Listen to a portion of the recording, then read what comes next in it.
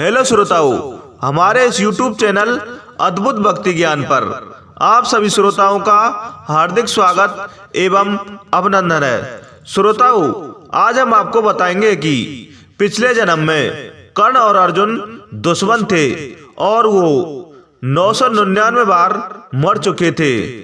अगर दोस्तों आपने हमारे इस अद्भुत भक्ति ज्ञान चैनल को सब्सक्राइब नहीं किया है तो कृपया करके सब्सक्राइब कर दें और उसके पास एक बेल आइकन बटन होगा, उसको भी प्रेस कर दें, जिससे हमारी आने वाली वीडियो का नोटिफिकेशन आप लोगों तक सबसे पहले पहुंच सके।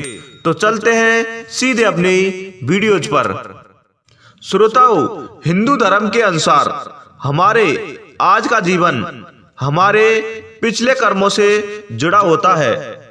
कहते हैं अच्छे कर्म और अच्छे काम से ही हमें अच्छा भविष्य और अच्छा जीवन मिल सकता है। कुछ लोग कर्म को पुनर्जन्म से भी जोड़ते हैं। हमारे आज का नाता हमारे पिछले जन्म के कर्मों से जुड़ा होता है। इसी तरह पौराणिक महाग्रंथ महाभारत से कुछ किरदारों के साथ जो कुछ भी घटित हुआ है वो उनके पिछले जन्म के कर्मों की वजह से ही उन सभी को इतना कुछ झेलना पड़ा था। श्रोताओं, भगवान श्री कृष्ण ने भी गीता में कहा है कि हे पार्थ, आत्मा अमर है।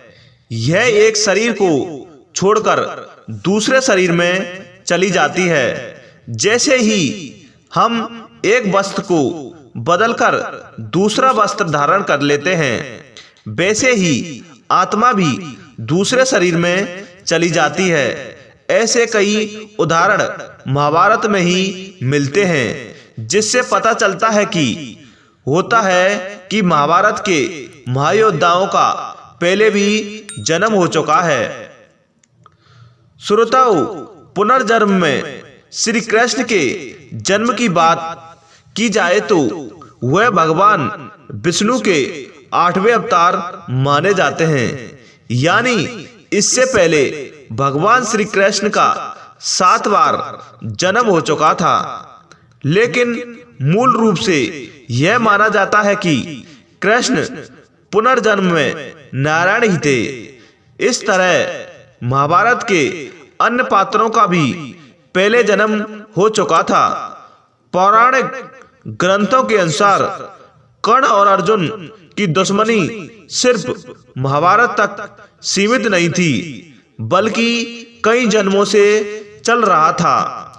आज हम आपको महाभारत के पात्र कर्ण और अर्जुन के पुनर्जन्म के संबंध के बारे में बताते हैं। श्रोताओं, पौराणिक ग्रंथों के अनुसार अर्जुन पुनर्जन्म में नारायण के जुड़वा भाई नर थे। नर और नारायण ने दंभोद्रवा नामक असुर का वध करने के लिए जन्म लिया था। दंभोद्रवा ने भगवान सूर्य की तपस्या करके उनसे 1000 कवच का वरदान मांग लिया था। इस कवच के साथ एक और वरदान जुड़ा था कि हर कवच को तोड़ने के लिए 1000 साल तपस्या करनी पड़ेगी और कवच के टूटते ही वह व्यक्ति भी मर जाएगा जिसने उसे तोड़ा था। श्रोताओं, वरदान के कारण वह असुर अपने को अजय अमर समझकर अत्याचारी हो गया था। नर और नारायण ने बारी बारी से तपस्या करके दंभोद्रवा के 999 कवच तोड़ दिए और जब एक कवच बच गया तो असुर सूर्यलोक में जाकर छुप गया। महाभारत के युद्ध में इस असुर का अंत अर्जुन ने किया था। श्रोताओं, महाभारत की कथा में एक ही व्यक्ति था जिसके बारे में मान्यता की उसने कवच कुंडल के साथ जन्म लिया था। यह कोई और नहीं बल्कि कर्ण ही थे।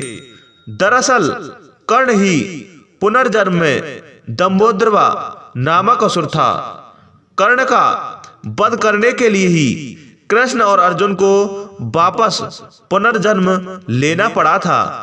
पुनर्जन्म में जब दंभोदरवा का कवच टूटता और नर नारायण में से एक की मृत्यु होती तो दूसरा अपने तप से दूसरे को जीवित कर देता और दंभोदरवा से युद्ध करने लगता।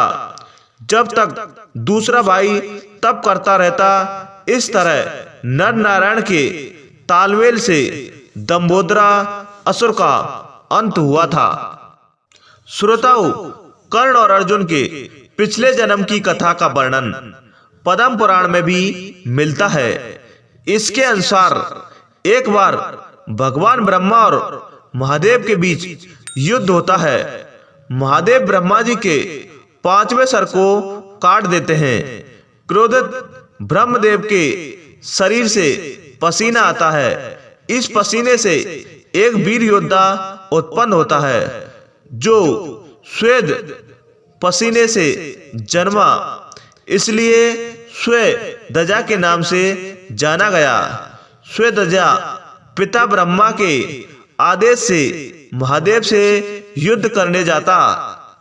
महादेव भगवान विष्णु के पास क्रोधित ब्रह्मा द्वारा जन्म लेने वाले स्वेदजा का हल जानते हैं। इसका उपाय करने के लिए भगवान विष्णु अपने रक्त से एक वीर को जन्म देते हैं।